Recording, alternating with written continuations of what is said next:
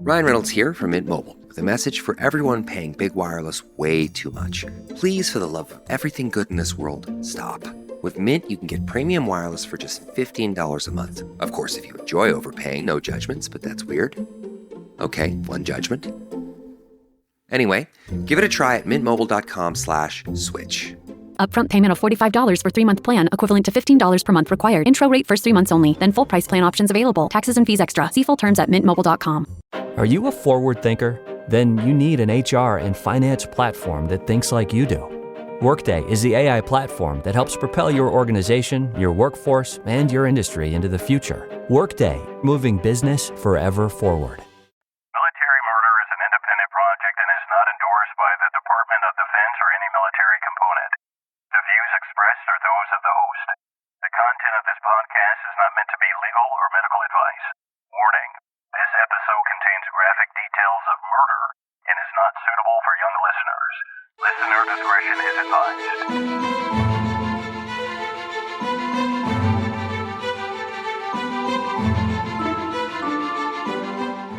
Welcome back, True Crime Army. I am your host, Margot, and this is Military Murder, a show where I focus on crimes committed by military members and veterans. But don't worry, you don't have to know anything about the military to listen, I promise. You just have to be a true crime enthusiast, and if that's you, welcome home.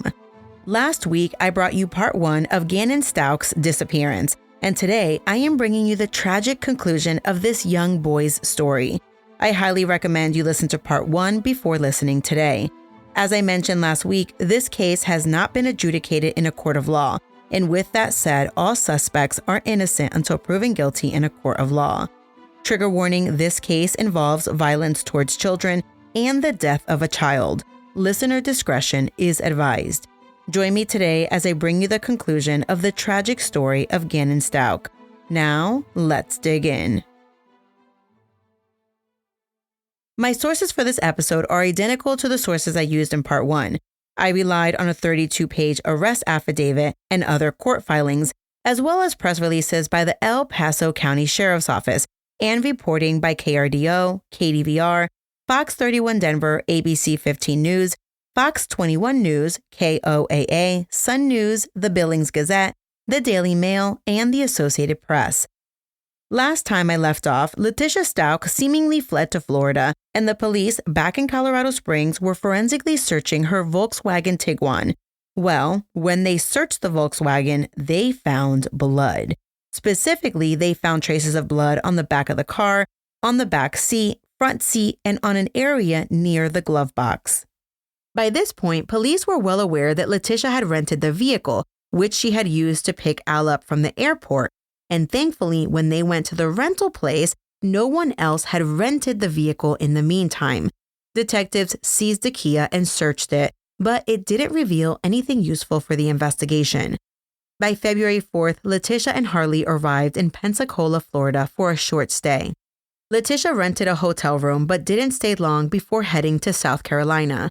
By February 5th, Gannon had been missing for just over a week, and his disappearance had made national headlines. His family, including his mom Landon, his father Al, and sister Lena, made a public plea, and I'm going to share it with you here. Describe my G-man, my Gannon. Gannon's my hero. I love him so much.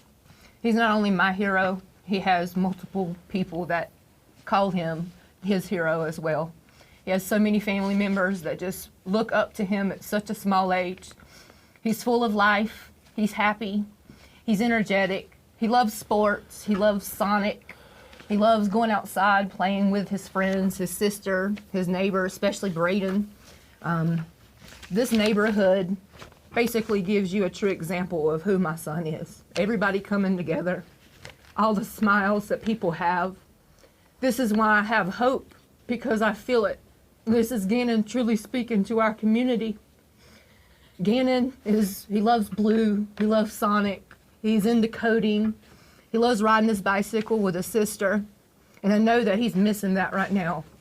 He holds his job as being Big Bubba very important, and for him not to be able to talk to his sisters has to be hurting him.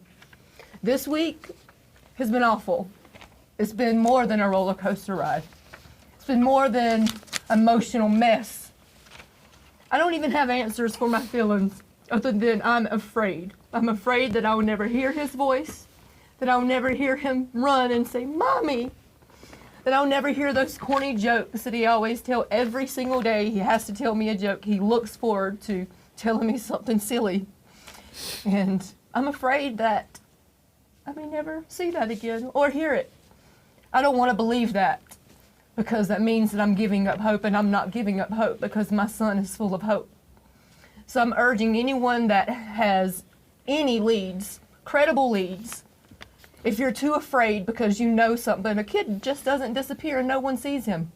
It's not how this works. So if you have anything that's credible, if you're afraid, don't worry about it. Imagine my son, how afraid he is. Imagine how afraid Gannon is. So please call, please write. If you need to have someone else to do it for you, please do. Because my son deserves to be here. He deserves to be here. Please call the El Paso Sheriff's County and let them know. And I thank you guys, the community, for what you've done, because this is Gannon. This is who he is. And I thank you guys so much. When Gannon was born, he weighed only 1 pound and 6 ounces, and even today, he's still our miracle child. He still is, and he's such a happy child, and he just brings life to every party. His smile, even today, is keeping us going. His infectious smile brings me joy every time I think about it. The past 8 days have been, as Landon said, a roller coaster of emotions. Sometimes we jump in for joy because we get an information that we might think is a break in the case, and then the next minute we get we see something or get information that just breaks our heart into a million pieces again. But through all this, just know that your thoughts and your prayers and your messages, keep them coming, because even if we don't respond, we are receiving them, and that has given us strength to get through this. And I do want to say I'm so proud of Lena, my little baby girl here, and of Landon, my children's mother. They've been so strong through this, stronger than I would have ever thought that I could have ever been, and I'm getting strength from them as well. As I said, please keep sending your thoughts and your prayers, because we are receiving them. And if you have any information at all that could help, please reach out to the El Paso County Sheriff's Office with only credible information, but any information that you think may help. Thank you so much. Your turn, baby. I love you, Baba. Now, I don't know if you heard that last little bit, but that was Gannon's little sister telling Gannon how much she loves him. Well, a week went by and the internet was going crazy with their theories of what was going on. The neighbor released the video footage of Letitia and Gannon leaving and it looking like Letitia returned alone. And by the way, Letitia was a media hog, and she had all the reporters and journalists on speed dial practically, and she was giving statements left and right. But let me read you this one, quote, exclusive statement to Fox 31, end quote. This is a lengthy one, so let me read it verbatim so I don't get anything twisted. First and foremost, I would like to thank all agencies and volunteers and community members who are working diligently and praying endlessly to bring Gannon home safe. Thank you to my husband who has stayed strong through this and protected our family to the best of his ability, and our immediate and extended family members throughout the East Coast. To Gannon, please come home soon because your daddy is waiting to watch the new Sonic movie that comes out this week, and the cool shirt I got you to wear to the theater is in your closet. Social media has been devastating, from the harsh comments, speculations, threats, cyberbullying, etc. It has been a challenge when people are trying to run you off the road, waiting outside your hotel, threatening to kill you, etc. I encourage the sheriff's office to take down those pages that promote negative behavior and violence. Let's do what Gannon would do. Be kind to one another. We all have engaged in some crazy online at some point, but Gannon would want everyone to get along and to focus on finding him. I know that many people have kids and are invested in this case because it hits close to home for them. I would like to think that overall, most people are genuine and want to do everything in their power to find G. With that being said, please take a step back for a moment and let me explain to you a few details that were not released. For example, just like the video that was leaked, there are additional details that were hidden due to 1, the department doing its job, 2, the effects of social media and how some individuals will criticize or hinder the investigation. I chose to listen. I didn't leak videos or information. But at this time, it's getting later in the process and we just want Gannon home. I feel the need to fill in some gaps. Now let me stress this. Police have known this since the first interview. Saturday night, G was helping me unload in the garage and cut his foot because there are a lot of tools because Albert does woodworking. He sat on the edge of the car and we bandaged it up. He was good to go. He always loves helping his dad in the garage build things like his Lego tables and the flower pot they built for me as a gift. After this, I noticed G kept going to the side of the house. He told me he was checking to see if the gate was locked because he was the only one with the gate key. It made him proud to be the man of the house while Albert was away. Fast forward, we did a hike on Sunday, cleared, and shopping on Monday, cleared as well for him getting out on the other side. Please don't think for a second that there isn't enough of technology to determine shadows and movement around the truck. There was also proof from my phone that we had taken a selfie in the truck in our driveway that was timestamped. We always send pictures to Albert when we are out and about or when he is away. That can be scanned for actual time verification. Last, from day one, the sheriff's office has known a description of the person or friend whom Gannon left with. I explained to them and provided evidence. They had information about G having the key to go out the side gate. Last, they have more in-depth details that go along with this, pointing to who sent the person or why he may have come. Again, I repeat, they have had this initially and I was asked to keep quiet about it so they could have the best shot at doing their job in bringing G home. The last thing they needed was a hindrance to their investigation. I encourage you to think of any suspicious cars that may have been in the area watching a few days prior and keep praying for G. Tisha Stauch, end quote. By February 12th, authorities who were working their rumps off, retrieving evidence, reviewing phone logs, well, they finally had a chance to review that GPS info from Letitia's Volkswagen, and they realized that the day after Gannon went missing, Letitia spent an inordinate amount of time in the middle of nowhere near Highway 105 and South Perry Park Road. They begin to wonder if Gannon is in that area. For days, a search crew combed through a 35-acre area near Highway 105 and South Perry Park Road. It wasn't an easy search either because the ground was covered with 6 to 12 inches of snow, and the area was known to inhabit bears, coyotes, and even mountain lions. Investigators feared that if Gannon's body had been dumped in that area, the animals may have gotten to him. While the search seemed to be going nowhere, searchers did find something that connected Gannon to this area. They found a piece of particle board with a smear of blood on it. When that blood was later tested, it was a match to Gannon. So while they didn't find anything else that we know of, police knew that they were onto something and they knew that Letitia was definitely involved. By mid-February, authorities received permission from Al to record all of his calls if and when Letitia called. And what do you know? Letitia did call. As written in the arrest affidavit, on February 13th, Letitia and Al spoke, and Letitia started explaining to Al how blood could have gotten on the wall in Gannon's room. Blood on the wall? Well, that was a fact that hadn't been revealed to the media at all. This, of course, was making Letitia look more and more guilty. The following day, Valentine's Day 2020, Letitia called Al again, and this time she gave him, no kidding, 4 different versions of events. Fair warning, these stories go from bizarre to bizarre to bizarre. So hang in there. Story number 1. When the police officers arrived at her house after 9 p.m. to take her statement, Letitia said that the abductor was still in the home.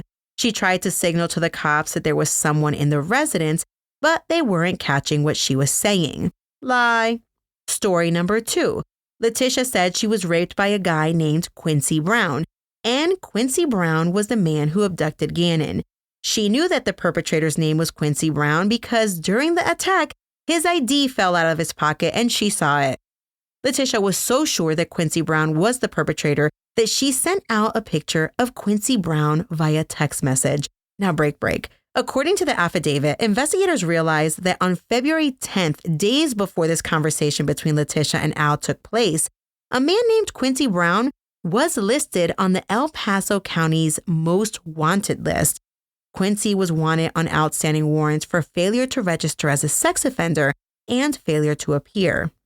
And wait for it, the picture that Al got from Letitia of this Quincy Brown, well, she got it online from the most wanted list.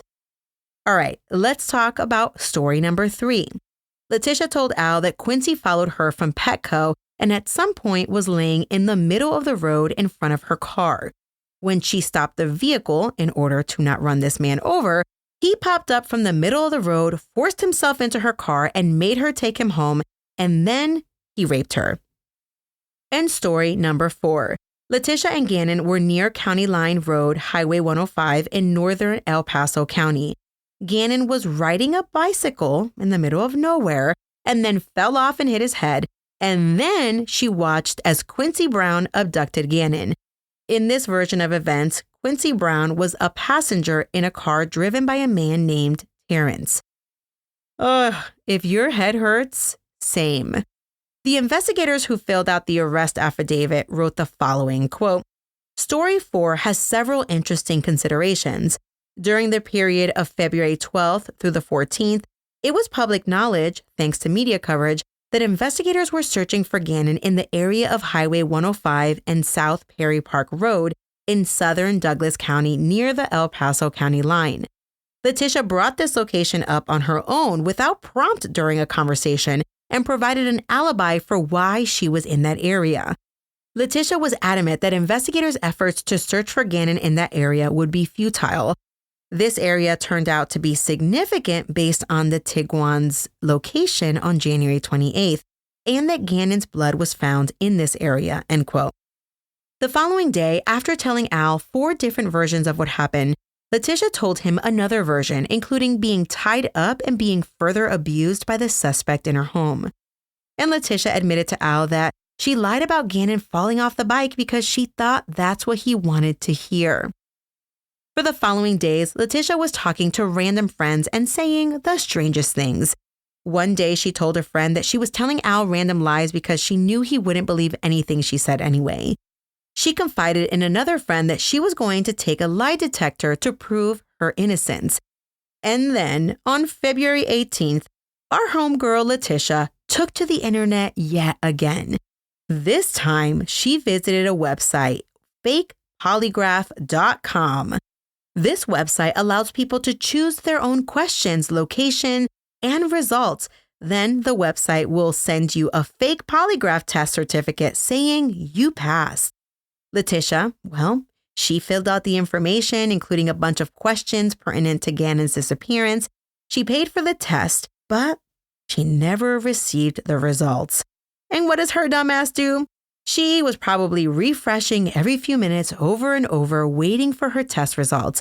But when they never came in, Letitia called the company and was like, hello, where are my polygraph results? Well, Letitia learned that management blocked the certificate because the questions that she had provided involved questions related to illegal activities. Some of the questions that Letitia added to her fake polygraph included, 1, did you participate in any way in causing harm to your stepson? Answer, no. Did your stepson return with you to your house? Answer, yes. Did you participate in any way in causing the death of your stepson? Answer, no. If your heart is in the bottom of your stomach, same.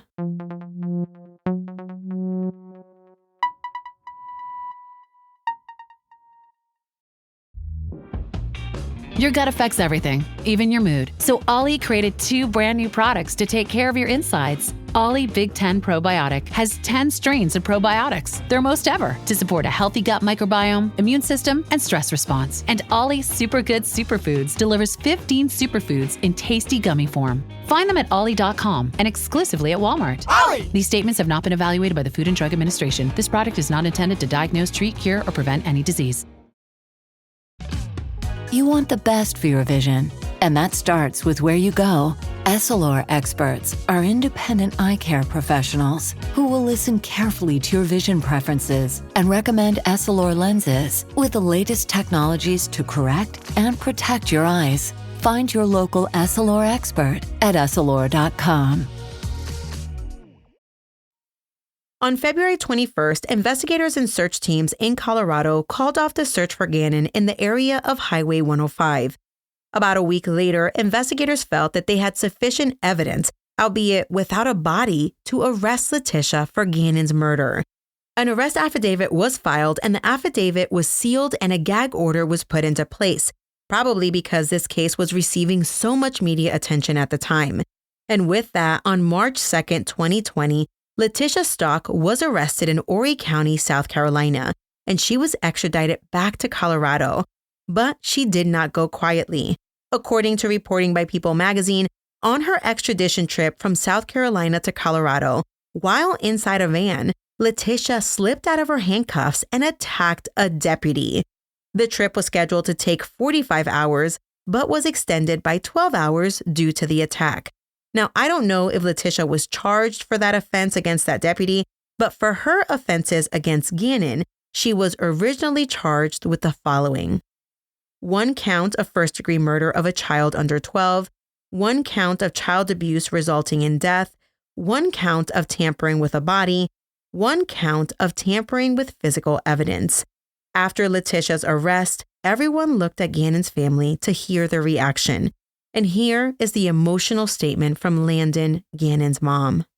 Really, I'm not in the correct mindset to be even standing up here, but if I had to say one thing, that when he said Gannon is no longer with us, I'd have to say Gannon is with us. After the stories of people from all over the world, he's not only my hero now, he's the world's hero. So I think the community, the positive support from a state that I've never visited other than 2 or 3 times, I'm astounded by the amount of love that's not come from me. It's came from my boy. And never thought I'd be standing here. It's a nightmare. I've had to put trust in the people I don't know. Today, I got the worst news and the best news. Obviously, we know what the worst news is, but the best news is that justice will be served. And I'll make sure that justice is served, because my boy did not deserve any of this that has happened to him. So I urge media one more time just to hold off on questions until we know that this person, the stepmom that I even trusted, that she will pay 100% for this heinous thing she done. And I know that that's going to will be done. So I ask you guys, I beg and plead of you, if you've known or if you see this story, all of you have seen this story, please hold that very close to you. Because I want to live this earth knowing that justice was served for my boy. And I know that you've seen pictures, you've seen stories, you've seen my little man. He is truly my hero. And I'm gladly giving that to you guys too, that he can be your hero. I've heard stories of people that have not prayed in years, that have finally fell on their knees to pray. And I know where my son's at, without a shadow of a doubt. So many families have been brought closer together because of this. I know my boy is special, and I've told my people and my family and friends that Gannon has a testimony, that Gannon has a story. He's special. And this is his story. So make that story magnificent, who my child is. And I'm putting my trust into you guys to do that. So thank you for allowing Gannon to be your hero and sharing him with us. It should come as no surprise that after Letitia was charged with Gannon's murder within days, Al filed for a divorce. He cited his son's death as the reason and basically was like, "You ain't getting shit from me." Of course, his lawyers were much more polite than that. In their divorce filings, Al also demanded that she return their 3 to 4 month puppy. So even after Letitia's arrest, the question remained, where was Gannon?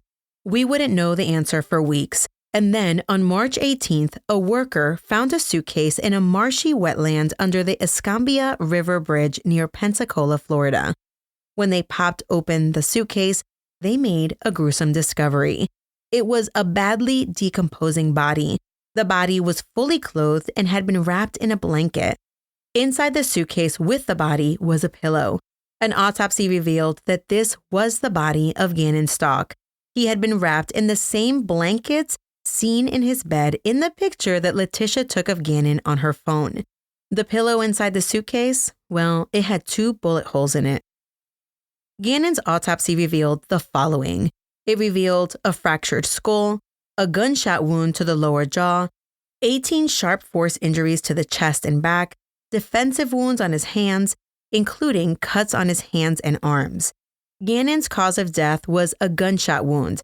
They believe that 9mm that was found at Letitia's house was the murder weapon. Gannon also suffered blunt force trauma to the head. 2 days after Gannon's body was recovered, more charges were filed against Letitia, including the combined charges of 2 counts of first-degree murder, 1 for murder, the other for murdering a child under 12, 1 count of child abuse resulting in death, 1 count of tampering with a body, 1 count of tampering with physical evidence, and 8 enhancements of a crime of violence, 2 for using a firearm, 2 for using a blunt instrument, 2 for using a knife, and 2 for fleeing the scene of a first-degree murder. After Gannon was found, Al Stauch released a statement through his church. As reported by the Daily Mail, Al's statement read as follows, quote, "I would like to take this opportunity to reach out to the community here in Colorado and all over the nation to express my deepest gratitude and true heartfelt appreciation for the overwhelming support. Many of you have either requested or inquired about information from me or interaction with me throughout these past 2 months. As you can tell from the initial missing child report to the arrest and charges in early March, and now the wonderful yet gut-wrenching news that Gannon's body has been recovered, this has been a heartbreaking and absolutely devastating time period in my life. I am a very private person anyways, but balancing my desire to show my great appreciation and my need to cope with the continually evolving devastation has not been easy. I thank each member of the community and media that has respected my privacy and need to process everything that has happened." Al concluded, quote, "To those who are loving, supportive, and peaceful, thank you a million times over and God bless you all.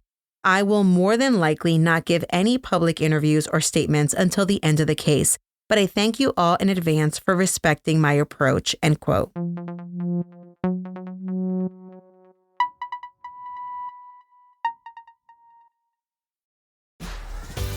This episode is brought to you by LinkedIn.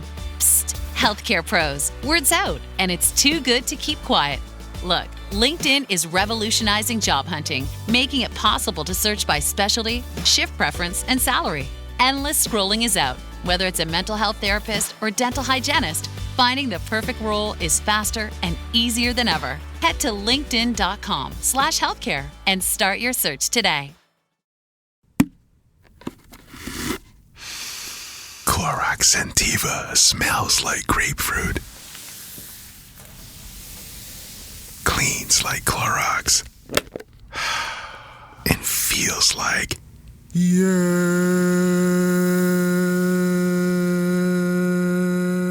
Okay, we could be here all day. Try Clorox Sentiva for a trusted clean with long-lasting freshness. Also available in lavender and coconut. Use as directed. It has been over 2 years since charges were brought against Letitia, but the trial has still not taken place. On June 5th of 2020, Letitia's defense raised the issue of Letitia's competency and an evaluation was ordered.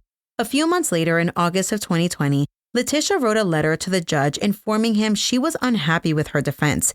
She didn't like the fact that she had to speak to her attorneys on the phone, and she knew her calls were being listened in on. She claimed to be innocent and vowed to prove it. She also told the judge she was a pillar in her community in South Carolina. Letitia claimed to have been abused by jail staff roughly 15 times during transport. She also complained that she had to drink Ensure for 2 weeks, quote, due to the poison comments, end quote. I'm assuming someone threatened to poison her in prison. Letitia complained that she was receiving threats in her food by runners, and she was terrified in prison. She said her constitutional rights were being infringed upon. She said she was wrongfully persecuted and she was a soldier for Christ, and she herself needed to repair her mental state and grieve. Well, on September 1st, 2020, Letitia Stauch was found competent to stand trial. But either her or her attorneys were like, no, let's try again. And a new competency evaluation was ordered. In January of 2021, the results were the same. Letitia was found competent to stand trial. A month later, in February of 2021, Letitia wrote to the judge yet again, and she told him her attorneys were such trash, she wanted to represent herself. Oh, goodness. There's a lot of rambling in the letter. But at one point, she wrote, quote, although I had bouts of insanity and still do, I did not murder or abuse anyone, nor would that be a defense because it's my understanding that you actually did do it, end quote. What? What does that even mean? Letitia continued in her letter, and I'm going to read a little chunk of it. Quote, the truth is the court is holding the wrong person and for the wrong crimes.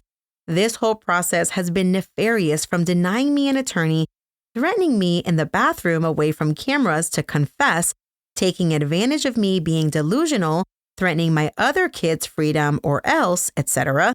I am going to keep making it known, sir, just how much the state has done in this wrongful incarceration. I will continue to be an advocate for myself because I am not a murderer. And the level that the prosecution goes through to promote a wrongful conviction is absurd. Truth is, they could see a video from someone else and they would dismiss that person as a lunatic. They have far too much invested in this wrongful incarceration to admit they are wrong. For these reasons, and because my defense team is in cahoots with them, I am left with no other choice but to represent myself. Denying me my right under the Constitution has happened throughout this process, from the detectives, the jail, and now my legal team. Every day I am getting worse mentally due to inadequate representation and being held hostage for a crime I did not commit, end quote. Later that same month, a hearing was held and the judge ruled in favor of allowing Letitia to represent herself. Winner, winner, chicken dinner, Letitia. After the big win, Letitia was granted access to the law library, but after several refusals to use her library time, she was removed from the law library list. And with that, in April 21, Letitia requested a public defender, and one was appointed to her. As reported by KDVR, earlier this year, 2022, Letitia pled not guilty by reason of insanity. For months, we have waited with bated breath for the results of the sanity evaluation. And the court received those results in early August of 2022, and they set a date in late August to go over them. However, on August 25th, CBS Colorado reported that Letitia's sanity evaluation was not released. They also reported that Letitia's attorneys have requested a second mental health evaluation, and 4th Judicial District Judge Gregory Werner set a new hearing for September 15th. I will keep everyone posted on my social media about what happens with Letitia. But I do have to tell you one more thing. Apparently, Letitia hates jail so much that she planned an escape. I got my hands on a completely different affidavit that says that in May of 2020, while Letitia was being held at the El Paso County Jail in Colorado Springs, Letitia sent letters to another inmate detailing her plans to escape from jail. She wanted the lady's help and even offered her money. What in the world, girl? Just stop. Like, really, just stop. At trial, which may or may not happen in 2023, there will be a ton of evidence to present. First, by way of body-worn cameras that recorded that very first interaction between cops and Letitia, there's going to be home security video footage from the neighborhood, as well as from Petco, the rental car companies, and anywhere else that Letitia went in those next few days. That Volkswagen CarNet data, that's definitely going to come up. Cell phone data will definitely come up. There will be a lot of forensic experts who will testify about the blood and where it was found and how much. Oh, and let's not forget about the police interview where Letitia gave the story about Eduardo, and then by the end of it, she was stuffing tissues down her pants. I mean, that's a video, I bet. The jury will have to endure seeing photos of Gannon's body when he was found. I am sure that Harley will testify in trial, maybe not against her mother, but about things she did for or with her mother, such as picking up cleaning supplies and driving from Colorado to Florida to South Carolina. So I gave you a lot of information today, and I apologize if it was piecemeal. I wanted to give you the information kind of at the same pace that the media was releasing it back when this was all happening in 2020, but also at the same time telling you what the investigators were doing behind the scenes according to the arrest affidavit. Investigators, in my personal opinion, did an amazing job piecing this case together. It's kind of a hard case to follow because of all the investigative steps that were going on at the same time. And you might be wondering, what do investigators even believe happened? And here it is. According to what I've read in the media and also the arrest affidavit, they believe that Gannon was alive on the morning of January 27th, that Monday. He did miss school. He did go in the car to the Petco with Letitia, but he stayed in the car when she went and purchased whatever it is that she purchased. Even though surveillance does not show Gannon returning home, investigators believe that Gannon was alive after Petco and did return home that day. They believe that it was when they got home between 2 and 3 p.m. that was when Letitia attacked Gannon in his room. Whereas she shot him, clearly he fought back because of the defensive wounds on his body, and then she stabbed him 18 times. They believe Letitia shoved him in a suitcase, then dragged the suitcase through the house and up to the garage, where she put the suitcase in her Volkswagen. Then she cleaned up the mess that was in his room and leading up to the garage, and eventually called the police. The following morning, likely with Gannon still in the Volkswagen, they believe Letitia parked the Volkswagen in the short-term parking lot and then rented the Kia to pick up her husband because Gannon was dead in the Volkswagen. That night, January 28th, they believe Letitia picked up her Volkswagen from the airport parking, drove to that area out by Highway 105, disposed of the suitcase with Gannon's body in there, and then left. She parked her Volkswagen because it was still dirty in the parking lot of the Massage Envy, and that's when she called her daughter to come pick her up. The following morning, they believe Letitia returned the rental Kia, returned to her Volkswagen at Massage Envy, went to the car wash, and then showed up at the police station. That's where her phone and car were seized. Then Letitia got the rental car from her aunt. She returned to the area in Highway 105 to retrieve the suitcase with Gannon's body, using that piece of plywood to either put the body back in the car or whatever it was. Then they believe that on January 30th, she rented the van, and on February 1st, she left to Florida, arriving around the 4th. Investigators believe that that's where Letitia threw the suitcase with Gannon's body into the water and then fled to South Carolina. Gannon is surely missed by his entire family and the community. In 2021, his middle school dedicated a memorial wall to Gannon. On it is a dark green plaque. The top of it reads, quote, "Gone yet not forgotten. Although we are apart, your spirit lives within us, forever in our hearts," end quote. The plaque at the bottom reads, quote, "Every child you encounter is a divine appointment," end quote, written by Wes Stafford. Below the plaque is a picture of Gannon with a bright smile wearing a Hawaiian shirt.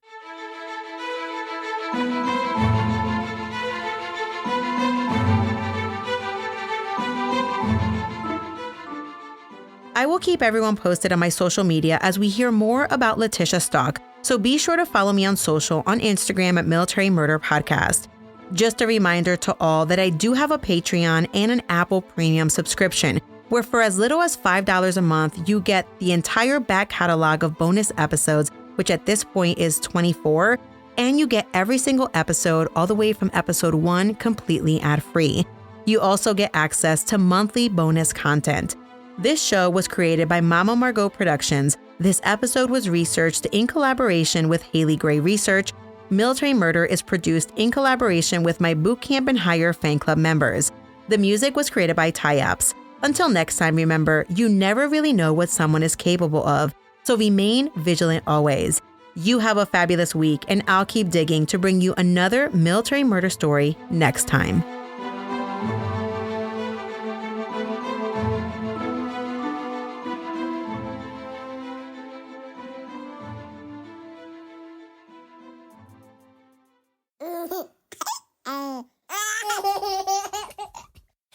Mama's working on her podcast. I don't want to.